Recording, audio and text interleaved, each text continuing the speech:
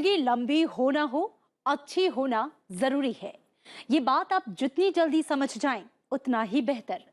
लेकिन जिंदगी अच्छी कैसे होगी, क्योंकि यहाँ कदम कदम पर तो दुश्वारियां हैं। लेकिन क्या आपने कभी ये महसूस किया है कि कठिनाइयां ही जिंदगी को बेहतर बनाती हैं और जिंदगी जीने की कला भी सिखाती हैं। तो सीखिए आर्ट ऑफ लाइफ और मेरे साथ कहिए लव यू जिंदगी। नमस्कार, मैं हूं आपके साथ अमृता चौरसिया।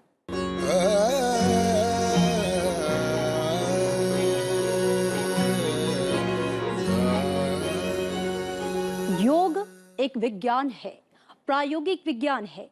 योग जीवन जीने की कला है। दरअसल योग एक संपूर्ण चिकित्सा पद्धति है।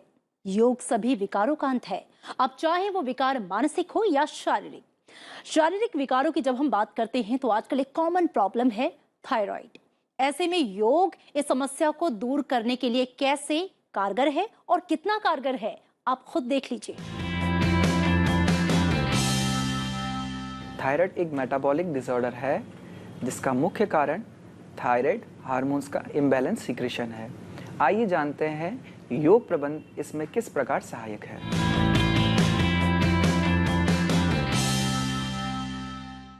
पहला अभ्यास उष्ट्रासन। सर्वप्रथम वज्रासन की स्थिति में बैठ जाएं। धीरे धीरे घुटनों पर खड़े हो जाएं। घुटनों के बीच कुछ इंच की दूरी रखिए। श्वास भरते हुए पीछे की ओर झुक जाएं। श्वास छोड़ते हुए दाएं हाथ से दाईं एडी और बाएं हाथ से बाएं एडी को पकड़िए। यह मेरुदंड और कमर की मांसपेशियों को मजबूत बनाता है और दृष्टि में सुधार लाता है। अब श्वास भरते हुए वापस वज्रासन की स्थिति में वापस आ जाएं और विश्राम कीजिए।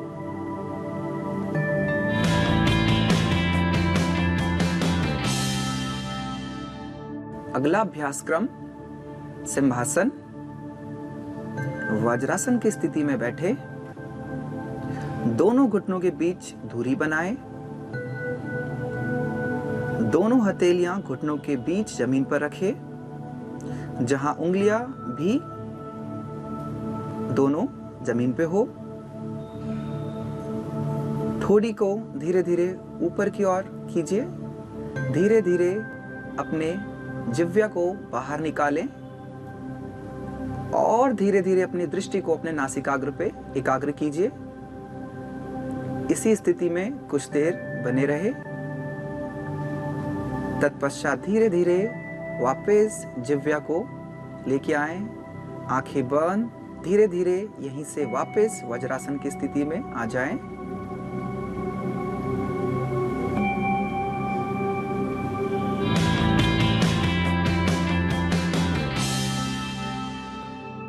अगला अभ्यास क्रम मार्जरी आसन।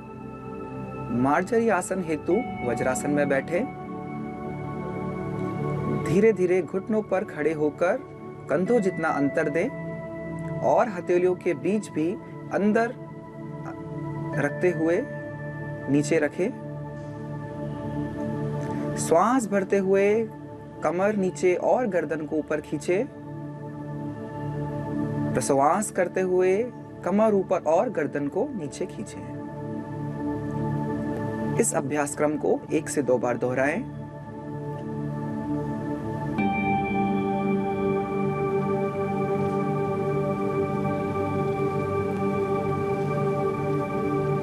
तत्पश्चात धीरे धीरे वापस यहीं से वज्रासन की स्थिति में आ जाए।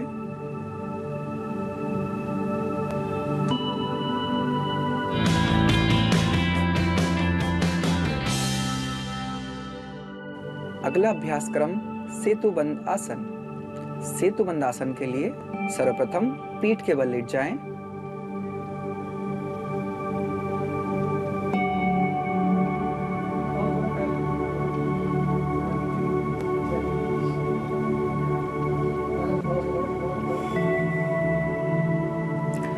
धीरे धीरे दोनों घुटनों को मोड़ते हुए अपनी एड़ी को नितंब के नजदीक ले आएं। अपनी एड़ियों को पकड़ लीजिए। अब श्वास लेते हुए नितंब व कमर को ऊपर उठाएं और पुलनुमा आकृति बनाएं। कुछ देर इस स्थिति में रुके। अब धीरे धीरे श्वास छोड़ते हुए वापस सामान्य स्थिति में आ जाएं।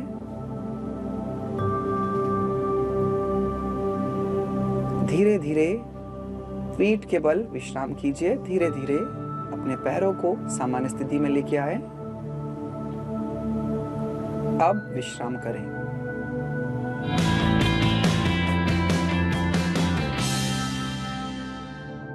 अगला अभ्यास क्रम पवन मुक्त आसन। अपने पैरों को मिलाइए और घुटनों को मोड़ते हुए अपने जांघों को सीने के पास ले आएं। दोनों हाथों की उंगलियों को आपस में फंसाते हुए टांगों को पकड़े।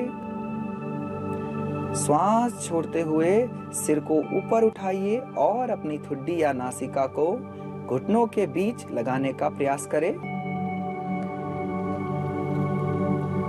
कुछ देर इस स्थिति में रुके। धीरे धीरे श्वास छोड़ते हुए सिर और पैरों को वापस सामान्य स्थिति में लेके आए।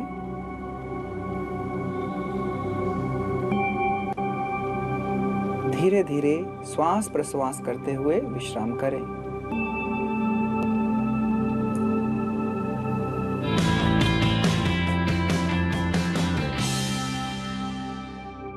अगला अभ्यास क्रम भुजंगासन। धीरे धीरे दोनों पैरों को मिलाएं।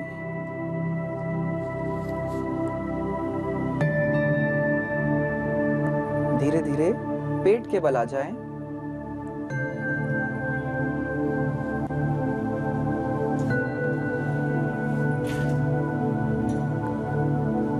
श्वास भरते हुए धीरे धीरे दोनों पैरों को मिलाइए।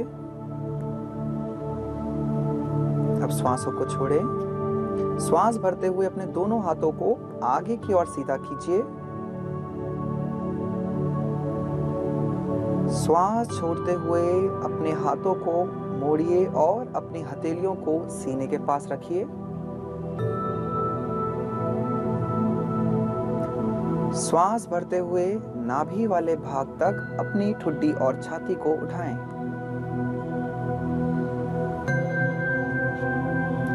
अपनी दोनों कोहनियों को समान अंतर पर रखें। कुछ देर इस आसन में रुकें।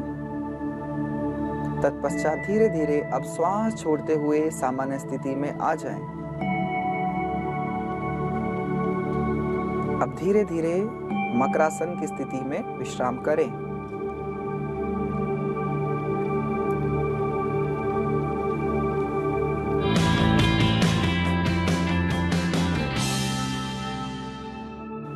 अगला अभ्यास क्रम नाड़ी शोधन प्राणायाम। सर्वप्रथम किसी भी ध्यानात्मक आसन में बैठ जाएं।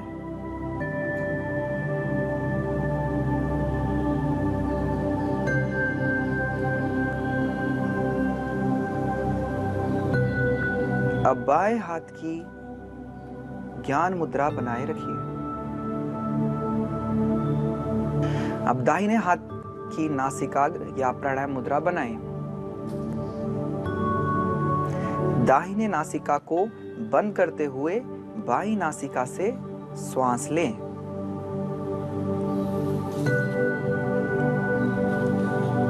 अब बाईं नासिका को बंद करते हुए दाईं नासिका से श्वास छोड़ें। अब दाईं नासिका से श्वास लीजिए और बाईं नासिका से श्वास छोड़ें। इसी चक्र को 4 बार अभ्यास करें।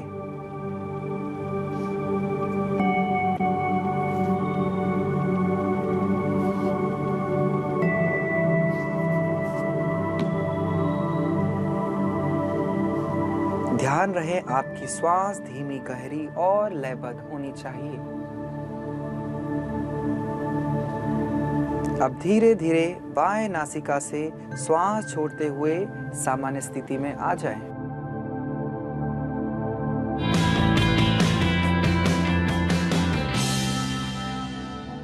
अगला अभ्यास क्रम उज्जाई प्राणायाम। सर्वप्रथम किसी भी ध्यानात्मक आसन में आ जाएं। तत्पश्चात श्वास भरते हुए धीरे धीरे अपने कंठकूप को खींचे और धीरे धीरे श्वास छोड़ते हुए सामान्य। एक बार और इस अभ्यास क्रम को दोहराएं। श्वास भरते हुए धीरे धीरे अपने कंठकूप को खींचे,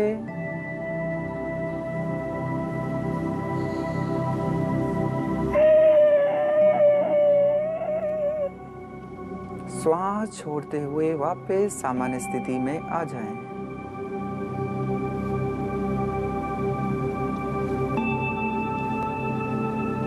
एक बार इस चक्र को और करें।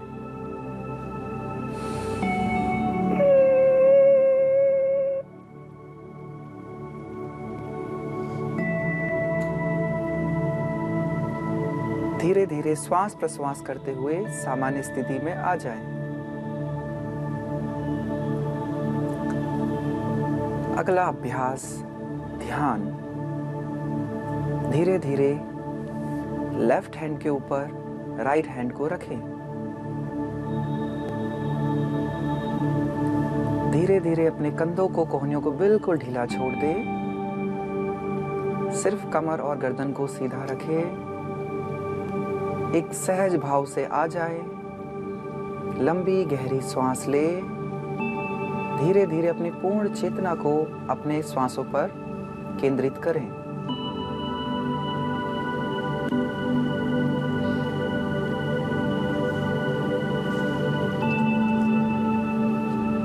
जिससे कि आप निर्विचार हो। निरंतर श्वासों से लयबद्ध बने रहें।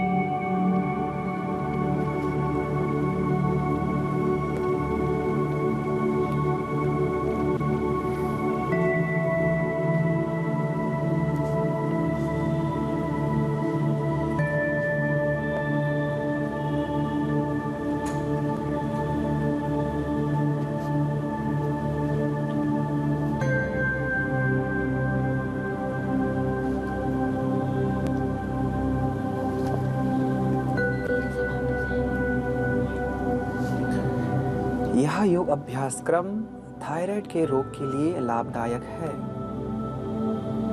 धन्यवाद।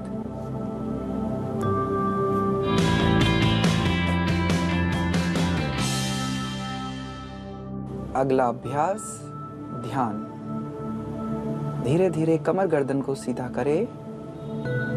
धीरे धीरे बाएं हाथ के ऊपर दाएं हाथ को लेके आए। ध्यान मुद्रा बनाएं। धीरे धीरे श्वास प्रश्वास करें। कमर गर्दन को सीधा रखें। धीरे धीरे अपने कंधों को और कोहनियों को बिल्कुल ढीला छोड़ दें। शरीर में किसी प्रकार का कोई खिंचाव तनाव का भाव नहीं। धीरे धीरे अपनी चेतना को अपनी श्वासों पर केंद्रित कीजिए। अपने श्वासों पर केंद्रित करें। शरीर को बिल्कुल ढीला छोड़ दे। एक सहज भाव, एक निर्विचार भाव और एक आनंद का भाव महसूस करें।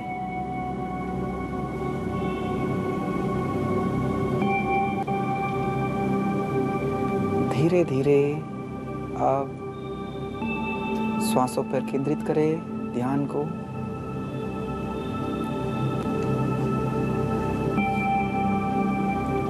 धीरे धीरे अब ध्यान को समाप्त करते हुए धीरे धीरे दोनों हाथों को मिलाएं। यह योग अभ्यास क्रम थायराइड के लिए लाभप्रद है। धन्यवाद।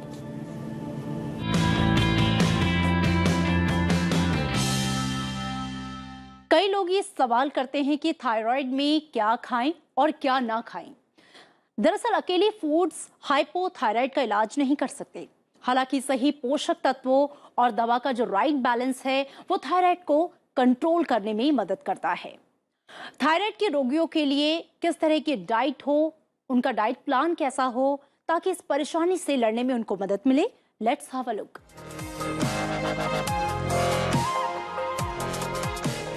Hello everyone, this is dietitian Nidhi Sahni. आज मैं आपसे थायराइड के बारे में बात करने वाली हूँ। हमारे शरीर में एक थायराइड ग्लैंड्स होते हैं जो थायराइड हार्मोन्स सिक्रीट करते हैं, जो हमारी बॉडी का मेटाबॉलिज्म डिसाइड करते हैं। जब ये है सिक्रीशन हमारी बहुत ज़्यादा होती है तो वो हाइपोथायराइड कहलाता है, जिसमें हर चीज़ फास्ट हो जाती है। इस केस में लोगों को टायर्डनेस, एंग्जाइटी, बहुत जल्दी वेट रिडक्शन होना, ऐसी चीज़ें देखी गई हैं। साथ ही हाइपोथायराइड होता है जिसमें सिक्रीशन ऑफ थायराइड ग्लैंड्स जो है, थायराइड हार्मोन्स जो सिक्रीट होते हैं वो बहुत कम होते हैं, जिसकी वजह से सब कुछ बॉडी में स्लो हो जाता है। लाइक मेटाबॉलिज्म स्लो होना, जिसके कारण वेट गेन होना शुरू हो जाता है, या फिर टायर्डनेस रहना, कुछ काम करने का मन नहीं करना, एक्सेट्रा। अगर हम थायराइड को क्योर करने की बात करें तो हम ऐसा क्या खाएं कि हम थायराइड से बाहर आ सकें या थायराइड को कंट्रोल कर सकें। चाहे आपको कोई भी थायराइड हो तो कोशिश करें कि आप वह चीज़ें खाने में अवॉइड करें जिसमें गोइट्रोजन होता है। गोइट्रोजन अगर हम ज़्यादा खाते हैं तो हमारा थायराइड और गड़बड़ा जाता है। और हमें वो चीज़ें खानी चाहिए जिसमें सिलेनियम होता है, जिससे हमारा थायराइड की एक्टिविटी में कंट्रोल आता है और थायराइड हमारा रेंज में आ जाता है। अब ऐसी कौन सी चीज़ें हैं जो हम खाएं? अगर हम ग्रेन्स की बात करें तो हमें होल ग्रेन्स खाने चाहिए, जिसमें हम brown rice, whole wheat, oats, दलिया, किनुआ, एक्सेट्रा ऐसी चीज़ें खा सकते हैं। अगर हम अवॉइड करने की बात करें तो हमें सोया फ्लावर एंड कॉर्नफ्लोर को अवॉइड करना चाहिए। क्यों? क्योंकि इसमें बहुत अधिक मात्रा में गोइट्रोजन पाया जाता है।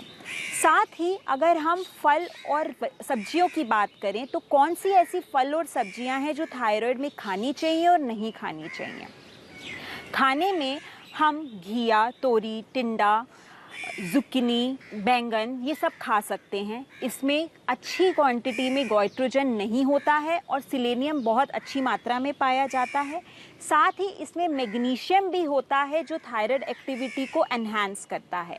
अगर हम बात करें अवॉइड करने की तो हमने सुना तो होगा ही कि थायराइड में कॉलीफ्लावर, कैबेज और साग नहीं खाना चाहिए, क्योंकि इसमें बहुत ज़्यादा गोइट्रोजन होता है। इनको पकाने के बाद भी यह उसमें से नहीं गायब होता। बट अगर हम ब्रोकली की बात करें जो सेम फैमिली में है, या फिर हम स्पिनच की बात करें, तो अगर हम प्रॉपर्ली कुक करके खा रहे हैं तो इन मॉडरेशन हम खा सकते हैं। साथ ही अगर हम ऑयल की बात करें तो कोकोनट ऑयल, घी, देसी घी, कोई भी राइस ब्रैन ऑयल या ग्रेन ऑयल हम खा सकते हैं, जिसमें अच्छी मात्रा में अगर हम इसको तेल में बना के खाएं, या फिर अगर हम वर्जिन कोकोनट ऑयल को गरम सब्जी या दाल के ऊपर चम्मच से डाल के खाएं। और अगर हम ना की बात करें तो peanut oil and soybean oil को बिल्कुल अवॉइड करना चाहिए। इसके साथ साथ अगर हम रेमेडीज़ की बात करें तो सफ़ेद तिल जो होते हैं, अगर हम सुबह नाश्ते से पहले आधा एक घंटा पहले पानी में भिगो के उसको कंज्यूम करते हैं तो थायराइड एक्टिविटी में काफ़ी सुधार आता है। दही को रोज़ कंज्यूम करने से भी थायराइड कंट्रोल होता है। साथ ही अगर हम वॉलनट, 4 वॉलनट्स मतलब 4 हाफ वॉलनट खाली पेट सुबह बिना ब्रश करे खाते हैं तो भी थायराइड एक्टिविटी बहुत अच्छी तरह से सुधर जाती है। याद रखें, अगर हम वॉलनट को सुबह एम्प्टी स्टमक खा रहे हैं तो ब्रश ना करें। जो मॉर्निंग हम सो के उठते हैं और हमारी माउथ में सलाइवा होता है, उसके साथ अगर हम वॉलनट को मिक्स करके खाते हैं तो वह हमारे मेटाबॉलिज्म को सुधारता है, साथ ही थायराइड एक्टिविटी को एनहांस करता है। इसके साथ साथ अगर हम घर बैठ के ही थायराइड को ठीक करना चाहते हैं तो हम खान पीन का ध्यान रख सकते हैं। साथ ही अगर हम 1 चम्मच साबुत धनिया रात को पानी में भिगो के रखें और सुबह उस पानी को कंज्यूम करें, तब भी थायराइड में सुधार आता है। यह भी देखा गया है कि जिन लोगों को थायराइड होता है या तो उनका वेट गेन होता है या ड्रास्टिकली वेट रिड्यूस हो जाता है, जिससे उनके अंदर एंग्जाइटी या फिर पैल्पिटेशन की प्रॉब्लम देखी गई है। और डिप्रेशन भी बहुत आम बात है इस केस में। अगर आप इस चीज़ से बचना चाहते हैं तो फिजिकल फिजिकल एक्टिविटी तो करें ही, साथ ही अगर आप एक ड्रॉप लेवेंडर ऑयल या फिर पेपरमेंट ऑयल को अपने तकिए पे या हैंकी पे डाल के सूंघते हैं तो भी आपके माइंड को रिलैक्सेशन मिलता है और आप एंजाइटी से दूर रहते हैं। अपने थायराइड को कंट्रोल करें, सारी चीज़ें ये फॉलो करें।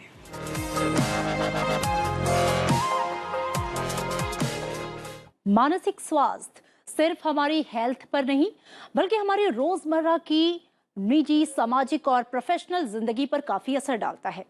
सच कहें तो अगर मन खुश तो लाख चुनौतियां भी आपका कुछ नहीं बिगाड़ सकती।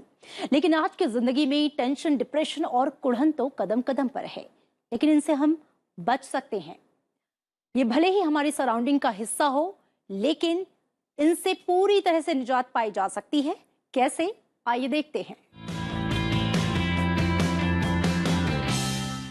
नमस्कार, मेरा नाम डॉक्टर प्रेरणा कोहली है। मैं एक क्लिनिकल साइकोलॉजिस्ट हूँ और आज हम बात करेंगे पीका की, नॉन न्यूट्रिशियस फूड। तो सानिया एक बिटिया थी 10 साल की, जिसकी मदर मेरे पास आई। वो बोली कि सानिया को एक दिन मैंने देखा जब वो पार्क में और बच्चों के साथ खेल रही थी, तो वो कोने में जाके पार्क की मिट्टी खाने लग गई, घास खाने लगी। तो मैं एकदम हैरान हो गई। तो उन्होंने कहा, मैंने सोचा शायद एक ही दिन की बात है, बट मैंने 2-3 दिन जब उसे ऑब्जर्व किया पार्क के अंदर तो देखा कि वो हमेशा मिट्टी उठा के खा रही है। जब मैंने उससे पूछा तो बोली मुझे अच्छा लगता है मिट्टी खाना। तो आप देखेंगे कई बच्चे ये नॉन न्यूट्रिशियस फूड खाते हैं, जैसे चौक हो गई, जैसे दीवारों को छील छील के उसकी पपड़ी खाना, बर्फ़ खाना, बटन चबाने शुरू कर देने। अगर वो कोई ड्राइंग कर रहे हैं क्रेयॉन के साथ तो ड्राइंग करते करते वो क्रेयॉन ही चबाना शुरू कर देते हैं, या पेपर फाड़ के ड्राइंग का वो पेपर चबाना शुरू कर देते हैं। कोई प्लास्टिक की चीज़ उन्हें मिल जाए वो खाना शुरू कर देते हैं। तो इसे हम नॉन न्यूट्रिशियस फूड कहते हैं, और जो बहुत डेंजरस भी हो सकते हैं बच्चों को, क्योंकि इसके अंदर पॉइजन हो सकता है और उनको पेट में कीड़े हो सकते हैं और तरह तरह के इश्यूज आ सकते हैं। तो ज़रूरी है कि हम बच्चों का ध्यान रखें और देखें कि बच्चे जो हैं नॉन न्यूट्रिशियस फूड क्यों खा रहे हैं। हो सकता है कि आयरन की डेफिशिएंसी हो, कैल्शियम की डेफिशिएंसी हो, मगर जहाँ तक मनोवैज्ञानिक का सवाल है, कई बच्चे जानबूझ के खाते हैं। उन्हें लगता है कि जब मैं दीवार चाटना शुरू करूँगा तो शायद मम्मी अपना फ़ोन छोड़ के शायद मेरे पास आ जाएं और शायद मेरी बात सुन लें। कई बच्चे अचानक जो बटन्स खाना शुरू कर देते हैं, आप भागे हुए जाते हैं कि भी क्या कर रहे हो, वो अटेंशन के लिए करते हैं, क्योंकि उन्हें लगता है कि आप उनको सुन ही नहीं रहे हैं। तो कई बार ये अटेंशन सीकिंग बिहेवियर हो जाता है, और ये कभी कभी बिहेवियर हो जाता है अपना गुस्सा निकालने के लिए, क्योंकि आप उनकी बात समझते नहीं है, वो फ्रस्ट्रेट हो जाते हैं, तो ऐसी वो और चीज़ें उठा के खानी शुरू कर देते हैं। आप देखेंगे कभी आपकी चुन्नी चबाना शुरू कर दिए, कपड़ा चबाना शुरू कर दिया। तो इसलिए ज़रूरी है, ये एक साइन है कि बच्चा चाहता है कि आप उसे अटेंशन दें, उसकी बात को सुने और समझें। तो ज़रूरी है कि बोथ पेरेंट्स बैठ के बच्चे की बात सुने और देखें कि कोई न्यूट्रिशन में तो कोई प्रॉब्लम नहीं है। अगर कोई कैल्शियम की डेफिशिएंसी है, आयरन की डेफिशिएंसी है, तो पेडियाट्रिशियन से बात करें और ज़रूर एक मनोवैज्ञानिक से बात करें, क्योंकि नॉन न्यूट्रिशियस फूड बहुत ही हार्मफुल हो सकते हैं बच्चे के लिए। इसलिए ज़रूरी है कि आप बच्चों की छोटी छोटी चीज़ों का ध्यान रखिए, इसे नज़रअंदाज मत करिए। अगर बच्चा आपको कभी दिखता है कोई ऐसी चीज़ खाते हुए, जैसे मैंने कहा बटन या मिट्टी, तो इसको सीरियसली लीजिए और ज़रूर किसी ना किसी मनोवैज्ञानिक से मिलिए, जिससे बच्चा न्यूट्रिशियस चीज़ें खाना शुरू कर दे। आप अपना और अपने परिवार का ध्यान रखिए। नमस्कार। जिंदगी अच्छा वक्त तभी देती है जब हम अपनी जिंदगी को सुधारने का वक्त देते हैं। दरअसल जिंदगी एक लंबा सफर है, और अगर इस सफर को बेहतरीन बनाना है तो थोड़ा अपने लिए चलिए, थोड़ा अपनों के लिए चलिए, और खुली बाहों के साथ जिंदगी से कहिए, लव यू जिंदगी।